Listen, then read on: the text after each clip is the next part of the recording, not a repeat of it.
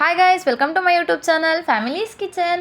ಇವತ್ತು ನಾವು macaroni pasta ಹೇಗೆ ಮಾಡೋದಂತ ನೋಡೋಣ ಬನ್ನಿ. ಆಲ್ರೆಡಿ ಒಂದು ಸೈಡ್ ಇಲ್ಲಿ ಬಿಸಿನೀರಿಗೆ ಮ್ಯಾಕರೋನಿನ ಹಾಕ್ಬಿಟ್ಟು ಬೇಯಕ್ಕಂತ ಇಟ್ಟಿದ್ದೀವಿ.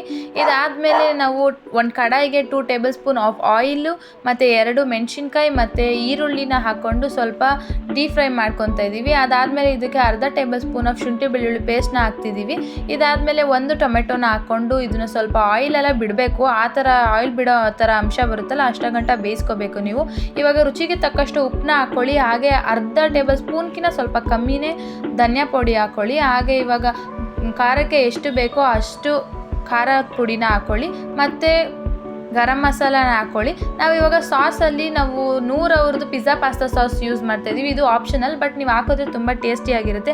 ಹಾಗೆ 1 ಟೇಬಲ್ ಸ್ಪೂನ್ ಆಫ್ ಸೋಯಾ ಸಾಸ್ನ ಹಾಕ್ತಾಯಿದ್ದೀವಿ. ಇದು ಸ್ವಲ್ಪ ಎಲ್ಲ ಹಸಿ ಅಂಶ ಬಿಡಬೇಕು. ಹಸಿ ಅಂಶ ಬಿಡೋ ಗಂಟ ಫ್ರೈ ಮಾಡ್ಕೊಬೇಕು. ಅದಾದಮೇಲೆ ನಾವು ಬೇಯಿಸಿ ಎತ್ತಿಟ್ಟಿರೋ ಅಂಥ ಮ್ಯಾಕರೋನಿ ಇದೆಯಲ್ಲ, ನಾವು ಆಲ್ರೆಡಿ ಇದನ್ನು ಬೇಯಿಸ್ಬಿಟ್ಟು ತಣ್ಣೀರಲ್ಲಿ ತೊಳೆದು ಎತ್ತಿಟ್ಕೊಂಡಿದ್ದೀವಿ. ಯಾಕಂದರೆ ತಣ್ಣೀರು ಹಾಕಿದ ತಕ್ಷಣ ಅದು ಹುಡಿ ಹುಡಿಯಾಗಿರುತ್ತೆ. ಇಲ್ಲ ನೀವು ಬಿಸಿನೀರಲ್ಲಿ ಹಿಂಗೆ ಡೈರೆಕ್ಟಾಗಿ ತೆಗೆದ್ಬಿಟ್ರೆ ಮುದ್ದೆ ಆಗಿಬಿಡುತ್ತೆ.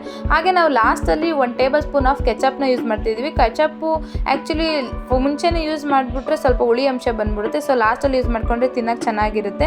ಇದು ಮಿಕ್ಸ್ ಮಾಡ್ಕೊಂಡು ಸ್ವಲ್ಪ ಫ್ರೈ ಆದ ನಂತರ ಮ್ಯಾಕರೋನಿ ಪಾಸ್ತಾ ರೆಡಿಯಾಗಿರುತ್ತೆ. ಹೀಗೆ ಟಾಪಿಂಗ್ಗೋಸ್ಕರ ನಾವು ಸ್ವಲ್ಪ ಇಲ್ಲಿ ಕೊತ್ತಂಬರಿನ ಹಾಕ್ಕೊಂಡಿದ್ದೀವಿ. ಮ್ಯಾಕರೋನಿ ಪಾಸ್ತಾ ತಿನ್ನಲು ready. Thank you for watching.